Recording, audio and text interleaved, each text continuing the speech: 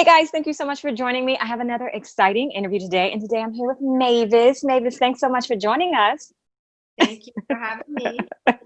So, Mavis, you have a really interesting story because you have that story where you found a way to create employment and or find a way to make money, but also travel around the world. So, first, tell us, Mavis, where are you from? Hi, I'm from El Salvador originally, and I've lived in Vancouver for quite a few years. So And yeah, where were some of the places that you stayed during your time? Costa Rica was the place that I lived just a few months ago, Hmm. and I'm planning to go back to Central America and live in another country. Okay. And talk to us about what you do for a living and how that has afforded you the opportunity to travel the world and live in various countries. Yes, so I am, my career is as a virtual assistant.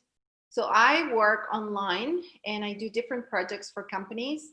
So virtual assistants are very well known now, but I've been doing this for about 15 years.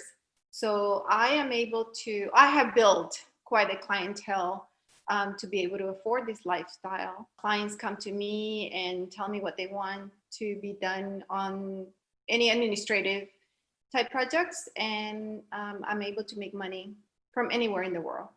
Awesome. So, can you give our viewers some insight if they were interested in starting this from scratch? What are some recommendations you would give them in regards to really thinking about? Because, a lot of times administrative work is considered to be something you have to be there in the office to do.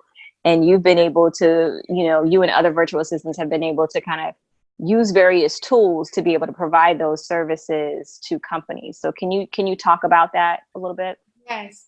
Well, my education is in executive assistance. So I used to be at an office before, and I learned quite a few skills doing that position.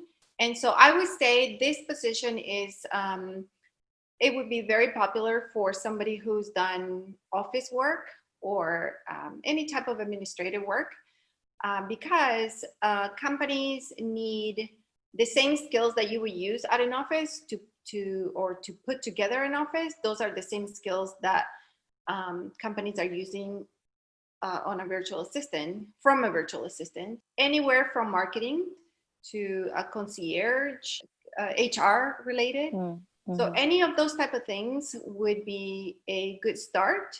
If you're very good at that, I say make sure you major in those skills and offer it online to any company out there. And so you said that you were working in an office at one point. How Yes. did you make that transition from being in a physical location to making everything online? It was very difficult. It actually happened because at the time I was in a very toxic environment at the office.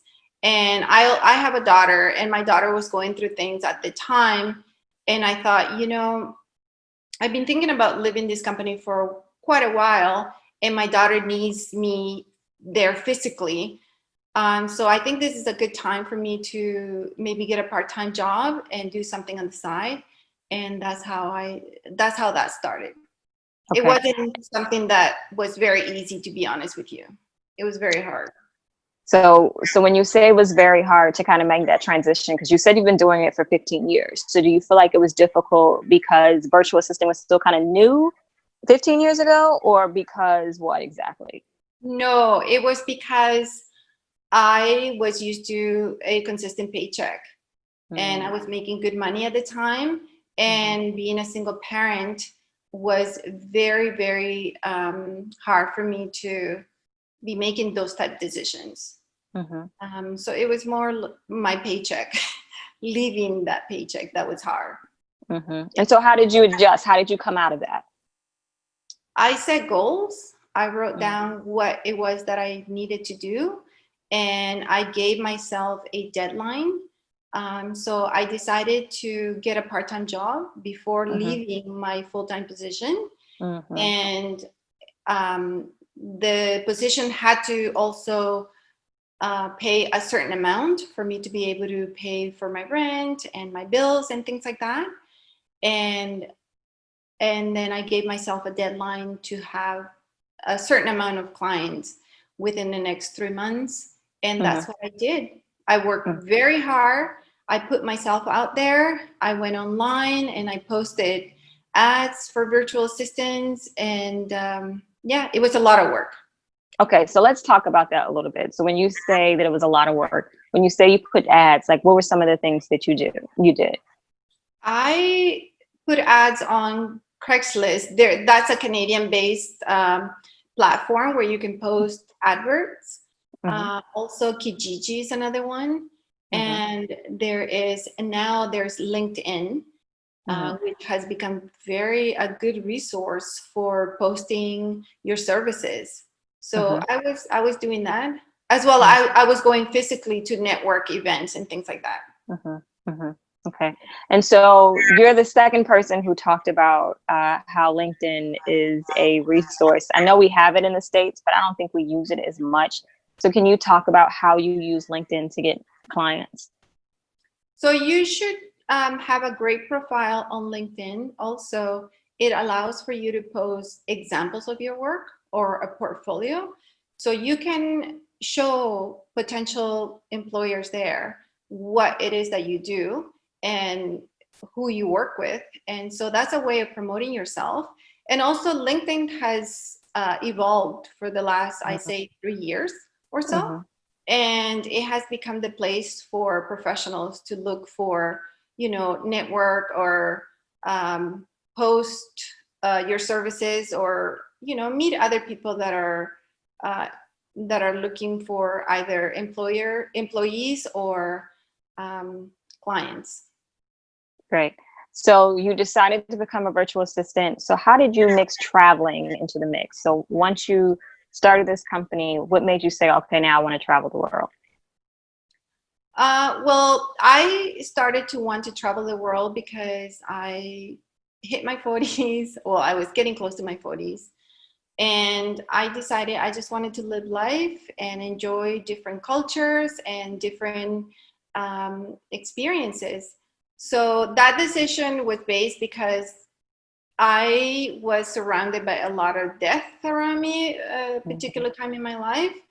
And the world just felt very, very unpredictable. So I thought, there are a lot of things that I want to do. And I decided to make that work and live in different cities or countries. And my situation as a virtual assistant allows me to do that. So it was an easy decision to make. Now you say you have a daughter, and I know some of the things that people say is they feel like they can't travel because they have children. So how do you go about doing that? Well, I'm lucky. My daughter is independent and she's old enough to take care of herself. Okay. So That's it helpful. was, but I do, we're very close, right? So the hardest part was living in different countries. But technology is wonderful now. So we were on FaceTime almost every day. And how old is she? Does she travel with you? She's 20. Sometimes, yes. She's been traveling with me since she was 1 year old. And so when you decide what country you're going to move to, how do you do the research in regards to picking which country you're going to move to? One of the things I do is look for blogs of expats in that particular country. I study their laws and the things that are important to me in my business, such as the internet speed and things like that. So those are the kinds of things that are important to me. I want to make sure that the country is in good political health and that I'm not going to put myself at risk in any type of situation. That's important. Yeah, because you bring up that, and I think it's really important, especially if you're a woman and you're single and you're traveling by yourself. You definitely need to know if the country is safe enough to be a single woman. And I know people ask me questions of why I didn't go to this country or that country. And it's that's a big thing you have to look at. You have to look at it as a woman. Are you going to be safe?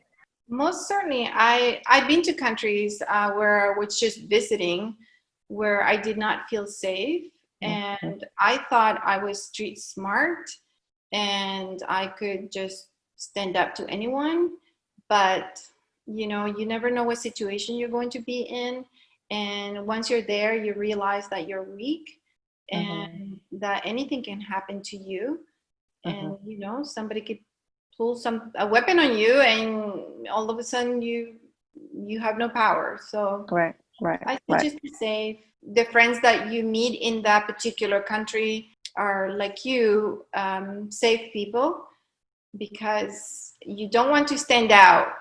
People for example, in Central America, you stand out because your accent is different, because you look different. You can become a target.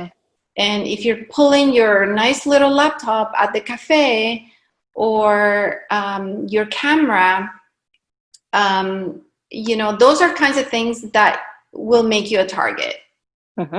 So I just make sure that I don't stand out too much. I try to blend in as much as I can, and the people that I talk to, I'm very careful, and I've been able to stay safe.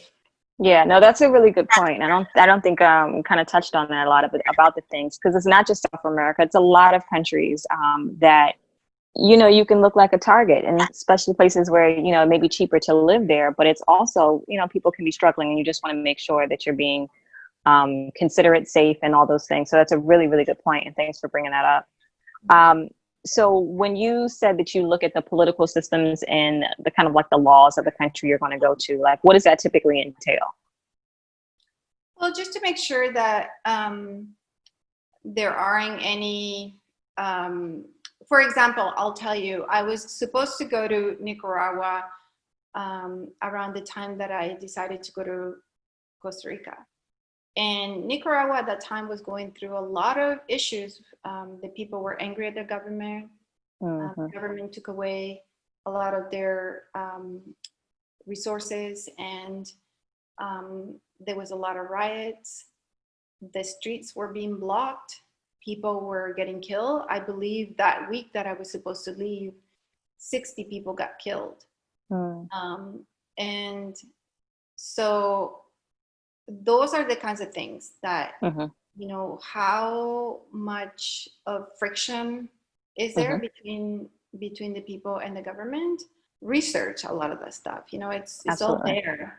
And ask people that live there, become friends with somebody from there, through blogs or whatever, and ask them, how is your government?